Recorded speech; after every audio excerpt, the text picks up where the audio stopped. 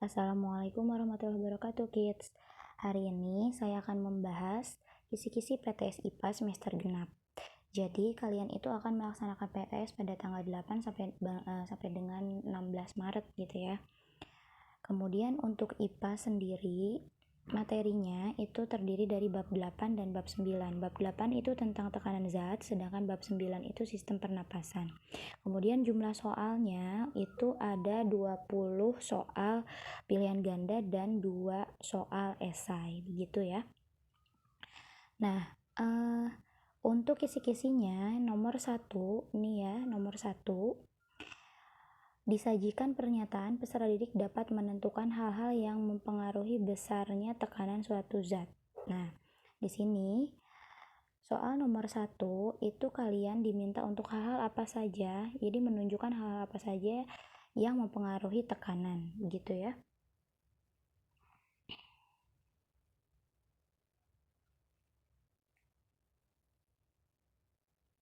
Nah, jadi di sini ada pengertian tekanan zat. Jadi tekanan zat itu adalah jumlah gaya yang diberikan benda padat per luas permukaan benda. Jadi dirumuskan dengan P sama dengan F per A. Nah, jadi untuk mengetahui apa yang mempengaruhi si tekanan ini, jadi lihat dari rumus ini, yaitu F yang merupakan gaya dan A yang merupakan luas permukaan. Jadi yang mempengaruhi tekanan itu ada dua. Yang ke satu adalah gaya tekan, yang kedua adalah luas permukaan benda, begitu ya kids. Kemudian kisi-kisi berikutnya, yang nomor 2, disajikan gambar peserta didik dapat menunjukkan tekanan terbesar pada suatu benda. Nah, tekanan terbesar pada suatu benda. Nih, gambarnya nanti beda, tidak sama seperti ini, cuma bentuknya hampir persis ya. Jadi ada 4 buah benda, bentuknya berbeda-beda. Nah, yang harus kalian tahu adalah kalian fokus kepada ujung atau benda yang nempel ke permukaan.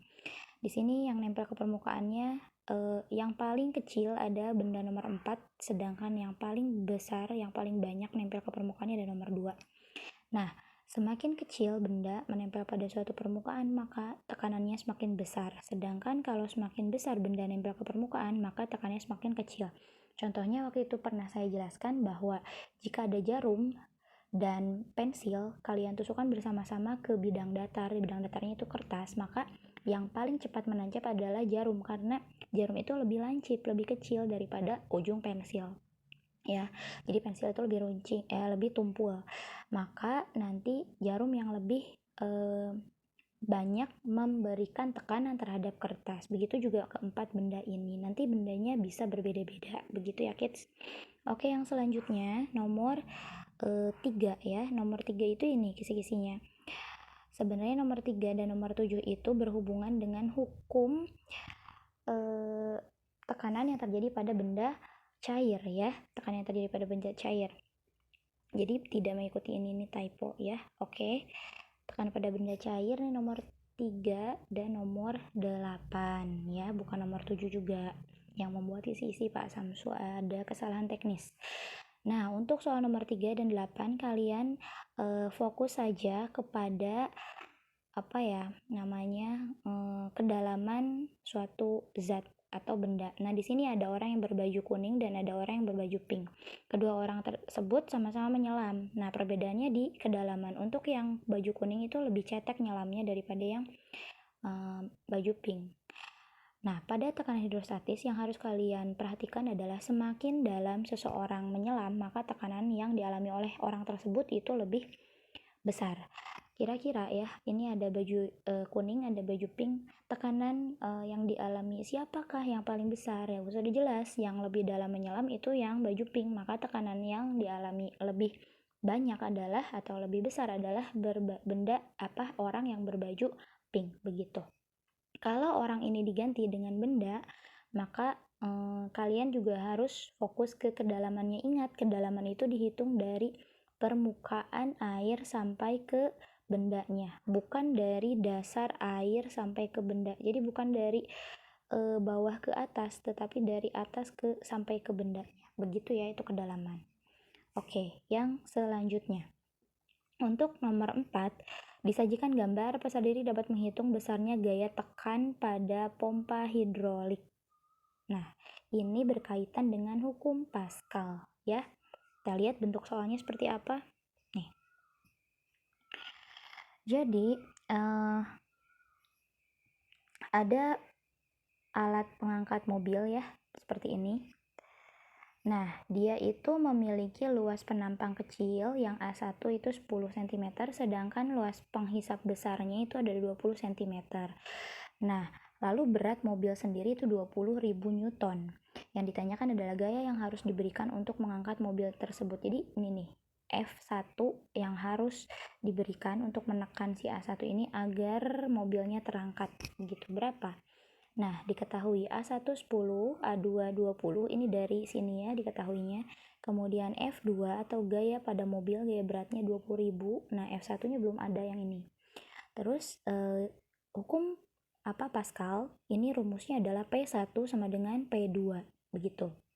Nah, seperti yang sudah tadi saya jelaskan bahwa P itu rumusnya adalah sama dengan F dibagi A, gitu kan. Nah, karena ini ada dua, ada A1, ada A2, maka kita bisa untuk P1 ini berarti F1 dibagi A1. Untuk P2 ini berarti F2 dibagi A2, begitu ya. Sampai situ mudah-mudahan paham. Kemudian rumus ini kita ubah sesuai dengan angka yang sudah diketahui di sini. Nah, F1-nya karena belum ada gitu kan dicari, maka kita tulis lagi F1. Untuk A1 di sini kita ubah menjadi 10. Ubah menjadi 10. Kemudian nih F2 kita rubah menjadi 20.000, ya kan? Kemudian A2 di sini kita rubah menjadi 20 cm. Nah, apakah sentimeter ini perlu kita ubah ke meter dulu? Tidak usah karena dua-duanya itu sudah sentimeter, begitu ya. Setelah ini kita kalikan silang. Maksudnya kali silang gimana? F1 kali 20, 20.000 dikali 10. Nah, F1 kali 20 sama dengan 20.000 dikali 10. Hasilnya adalah 20 F1 ya kan sama dengan 200.000. Nah, untuk mengetahui berapa besar F1-nya, maka F1 ini akan sama dengan 200.000 dibagi 20. Hasilnya itu adalah 10.000. Jadi F1 sama dengan 10.000 Newton ya. Jadi kita bisa tambahkan di sini F1 F1 sama dengan aduh kok repot. Maaf. Di sini aja ya. Jadi kita bisa tambahkan F1 sama dengan berapa tadi? 10.000. Nolnya ada 4. 10.000. Begitu aja lah. 10.000 apa? Nih, satuannya adalah Newton. Gitu ya. Oke, itu dia. Kemudian, soal berikutnya.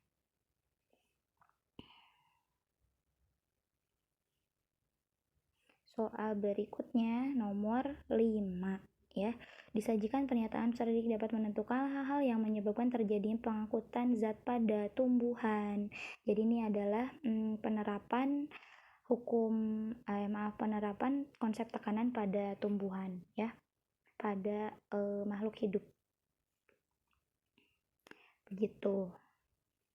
Oke, kita lihat soal nomor 5 begini.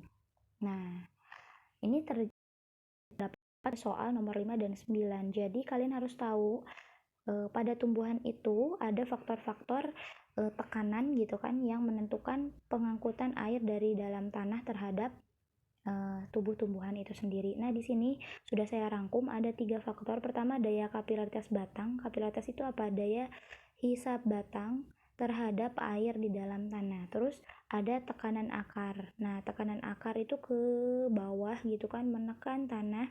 Semakin banyak dia menekan, maka semakin banyak juga air yang terserap. Kemudian daya hisap daun.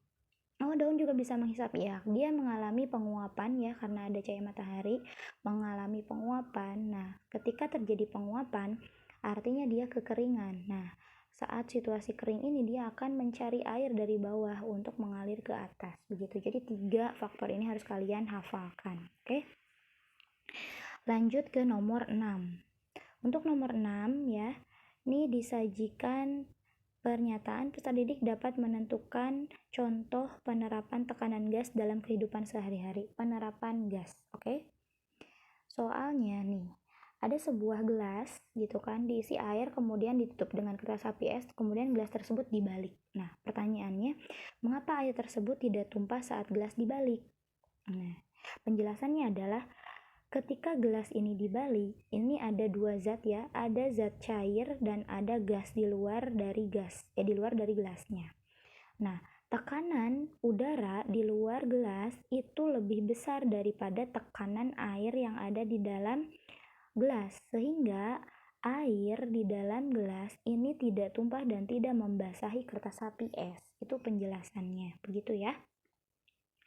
Oke, ke kisi-kisi berikutnya, yaitu kisi-kisi nomor 7. Untuk nomor 7 itu berkaitan dengan hukum Archimedes ya kids. Hukum Archimedes itu yang gimana? Kita langsung lihat saja. Nah, hukum Archimedes mengenai peristiwa terapung, melayang, dan tenggelam. Kenapa benda ini bisa terapung gitu kan? Benda ini kenapa bisa terapung? Suatu benda bisa terapung jika ya kan massa jenis benda ini lebih kecil daripada massa jenis zat cair, jadi dia ngapung tuh. Tapi kalau massa jenis bendanya itu sama dengan massa jenis zat cair, maka dia akan melayang, jadi dia ke permukaan tidak, ke dasar pun tidak. Sedangkan jika benda tersebut massa jenisnya lebih besar daripada massa jenis air, maka nanti benda tersebut akan tenggelam. Ini konsep yang diterapkan pada kapal laut ya. Kapal laut yang begitu besarnya dan terbuat dari besi itu akan bisa melayang atau mengapung di air karena dia massa jenisnya lebih kecil daripada massa jenis airnya begitu. Kemudian nomor berikutnya, nomor 8 tadi sudah, itu nomor 9. Disajikan informasi peserta didik dapat menganalisis proses kapilaritas dalam pengangkutan zat pada tumbuhan. Ini juga tadi udah ada ya. Nomor 9 itu dia bareng kisi-kisinya sama nomor 5 ya. Nomor 9 dan nomor 5 hampir sama konsepnya. Sekarang yang terakhir nomor 10. Nomor 10. Nah, ini nomor 10 itu menganalisis penerapan tekanan zat pada pompa air manual. Jadi ada gambar pompa air manual, kemudian kalian diminta untuk menganalisis cara kerja pompa air tersebut berdasarkan gambar yang ada. Nah, jadi gambarnya nanti seperti ini. Pertanyaannya, jika tuas ini ditarik ke atas ya, tuas pompanya ditarik ke atas, apa yang terjadi? Pertama, ketika ini ditarik ke atas, nah otomatis piston yang ada di tengah ini dia terangkat juga ke atas. Ketika piston terangkat ke atas nih, ada katup penutup air ya, dia akan terbuka. Yang tadinya tertutup dia akan terbuka. Sehingga ketika dia terbuka, maka airnya akan naik ke atas. Airnya akan naik ke atas. Kemudian ketika air naik ke atas, semakin atas gitu kan, si piston ini naik, dia akan semakin atas, maka air yang naik ke atas juga akan semakin banyak, sehingga airnya akan mengalir melalui keran, seperti itu ya.